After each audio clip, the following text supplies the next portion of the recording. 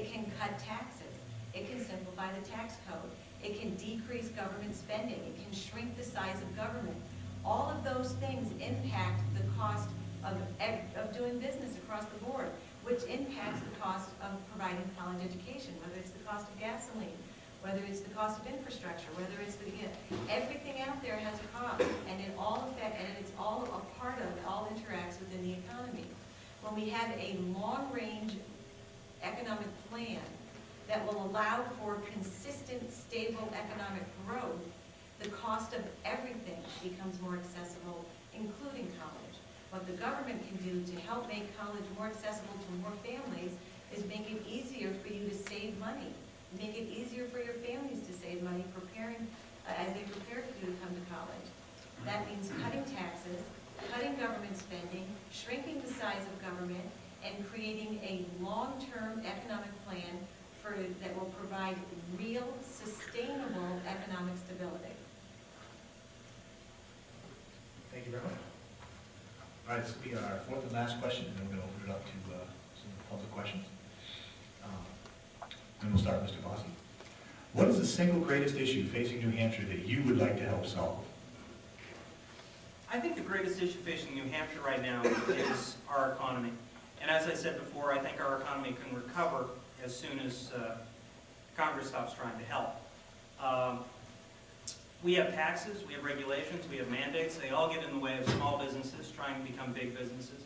One sector of the economy where Congress has been particularly harmful is energy policy. And because we are an energy-intensive economy, because the information age relies on electricity and transportation, any disruption in the energy sector carries through the entire economy and makes everything more expensive. Three initial ways that government has made energy more expensive. First of all, they put domestic resources off limits. We've got oil fields in Alaska, we've got oil fields off our coast, we've got coal sands in the western part of this country.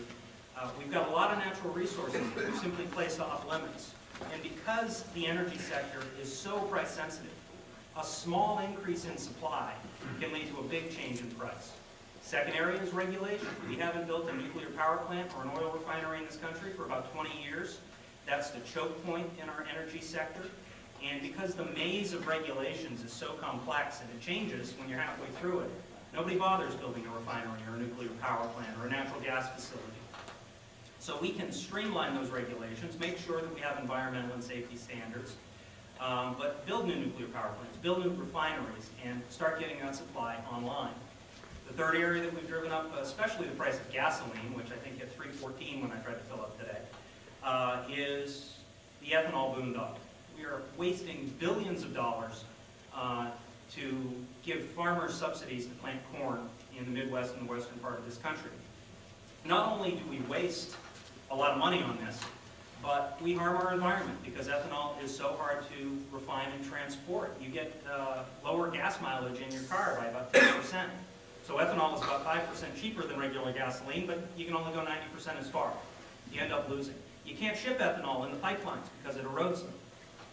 That's what it's doing in your car right now. So you have to put it on trucks. That makes it more expensive, and you're releasing carbon dioxide into the environment while you're trucking the stuff around. And the third area where ethanol is hurting us is in food prices. Because we've displaced millions of acres to grow corn for ethanol, we have less acreage for other crops. So it drives up the price of wheat, making bread more expensive. It drives up the price to feed your livestock, so milk and beef are more expensive. It makes beer more expensive. This is unacceptable.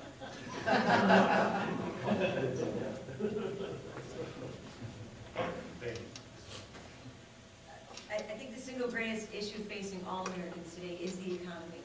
We've got to get America back to work again. Last month, in the month of March, in the month when our nation lost 80,000 jobs. 80,000 jobs we lost last month. The same month that Paul Hodes voted for a $3 trillion federal budget and the largest tax hike in the history of our nation. We have got to put America back to work. This college education that you're getting means something. It has a value. You need to be able to go out there and trade that education for a job that is worth the education that you have gotten. We've got to put America back to work again.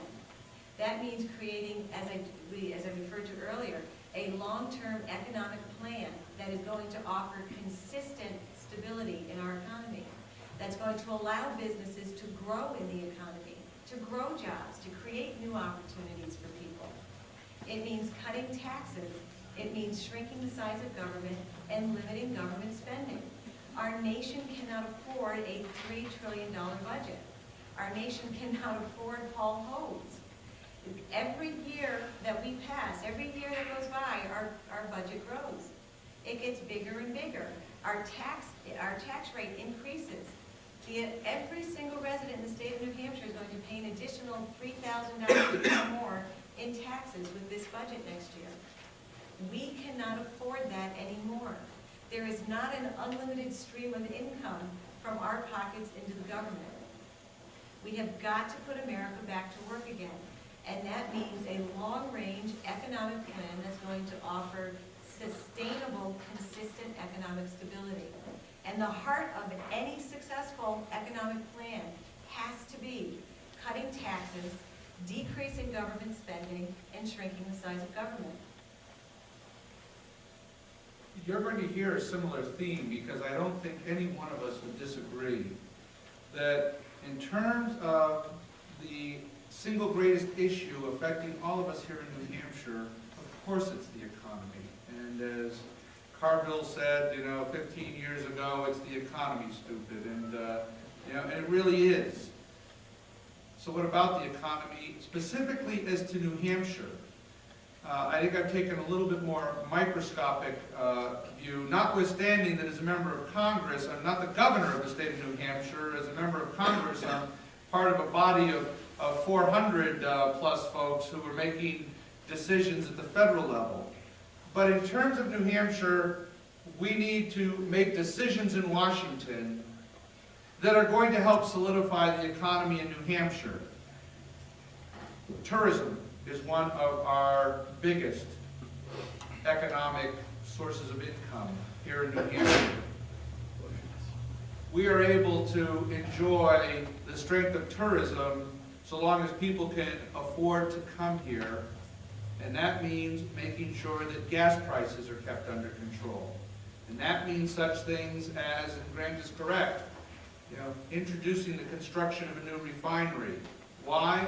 Because when you look at the issue of oil, and you look at our dependence on oil, and you look at it coming from the various sources, whether it's from Venezuela or if it's from the Middle East, and you look at it coming into the United States, where is the narrowest point between the oil pumping, domestically and internationally, and the refined gasoline that you put into your car? In fact, it is at the refinery level. And so we do need to take steps to increase the number of refineries, because that's going to have a positive issue on those of us here in New Hampshire. Now, I will move a little bit further aside from the issue of beer, recognizing nonetheless this is a college campus. But the union leader had a story on Sunday. Pizza. And if any of you saw that story, that one hit home very hard as well. And I think that probably resonates pretty well here on a college campus. The graphs that showed the increase in the cost for every single component that goes into the production of pizza. Fortunately, those that were interviewed, including Vinny's Pizzeria from my hometown of Concord, felt that nonetheless people were still going to buy pizza because the price of a pizza to feed a family of 4 at $20 was still reasonable. But there was a message in the article about the concern that we face in terms of the stability of the economy here in New Hampshire. Thank you. As my colleagues have mentioned, the whole issue of seeing that taxes remain under control, the whole issue of keeping New Hampshire an oasis free of broad-based taxes is also important. There's one last point that I would like to add, a point that I would vote for as a member of Congress.